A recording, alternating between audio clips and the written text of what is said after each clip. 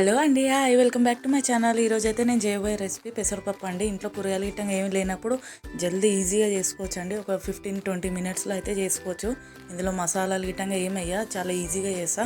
జొన్న రొట్టెకి, చపాతీకి చాలా బాగుంటుందండి. ఎలా చేస్తానో ఒకసారి చూడండి. మీరు పూర్తిగా చూశాక నా వీడియో నచ్చితే మీరు లైక్ చేయండి, షేర్ చేయండి, సబ్స్క్రైబ్ చేసుకోండి. మరి ఎలా చేయాలో చూద్దాం రండి.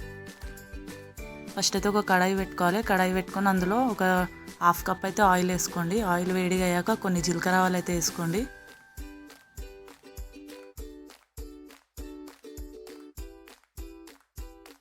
రెండు కట్ చేసి పెట్టుకుని ఉల్లిగడ్డని అయితే వేసుకోవాలి.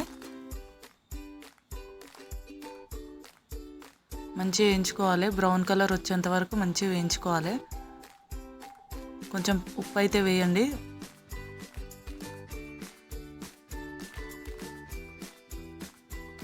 ఒక హాఫ్ టేబుల్ స్పూన్ అల్లం పేస్ట్ అయితే వేయండి.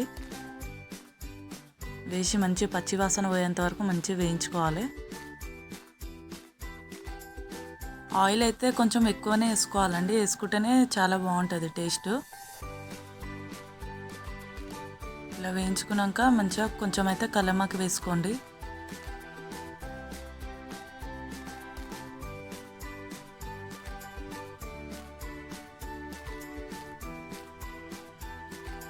ఇలా బ్రౌన్ కలర్ అయినాయి కదండి. ఇలా అయినాక హాఫ్ టేబుల్ స్పూన్ పసుపు వేసుకోండి.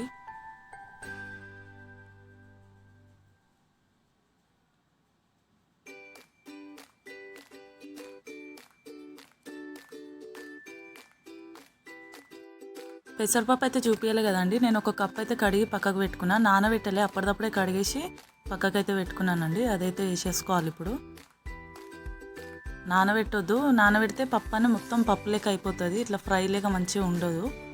అప్పటిదప్పుడు కడిగి వేసేసేయాలి.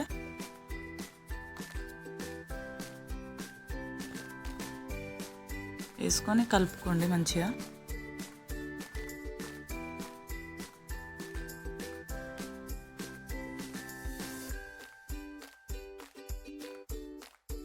ఇలా కలుపుకున్నాక 1.5 స్పూన్ అయితే కారం వేసుకోవాలి. ఒక హాఫ్ స్పూన్ అయితే ఉప్పు వేసుకోవాలి.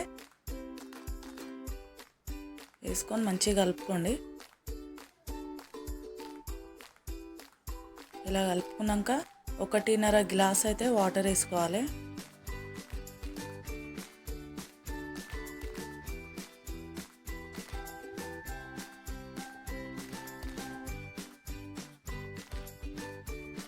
ఇలా వాటర్ పోసినాక అయితే ఒక 10 నిమిషాలకి మూత అయితే పెట్టేసుకోవాలి. 10 నిమిషాల తర్వాత చూద్దాం. వాటర్ అయితే కొన్ని ఇంకినాయండి. ఇప్పుడు మూత పెట్టొద్దు. ఇక మొత్తం పప్పుచారు లెక్క అవుతుంది, ఫ్రై కాదు. ఇలా ఒక 5 నిమిషాలు ఇక మీడియం ఫ్లేమ్ మీద కలుపుకొని పెట్టుకోవాలండి. కలుపుకొని అంటే మొత్తం కలుపుకుంటూనే ఉండరు. అలా కలపొద్దు, మొత్తం పప్పు అంతా ఇరిగిపోతుంది. మామూలుగా ఇలా కలిపి అయిపోయిందండి. ఇందులో కొంచెం కొత్తిమీర కావాలంటే వేసుకోండి. నేనైతే వేయలేను. రెడీ అయిపోయిందండి. ఎంతో టేస్టీ పెసరపప్పు అయితే రెడీ. ఓకే అండి, చూశారు కదా నేను చేసిన రెసిపీ. మీకు నచ్చితే ఒకసారి ట్రై చేయండి. చపాతీలోకి, జొన్న రొట్టెకి చాలా బాగుంటుంది. మీరైతే ఒకసారి ట్రై చేసి నాకు చూపించండి. ఈ వీడియో మీకు నచ్చితే లైక్ చేయండి, షేర్ చేయండి అండి, సబ్స్క్రైబ్ కూడా చేసుకోండి. మరొక మంచి రెసిపీతో కలుద్దామండి. బాయ్.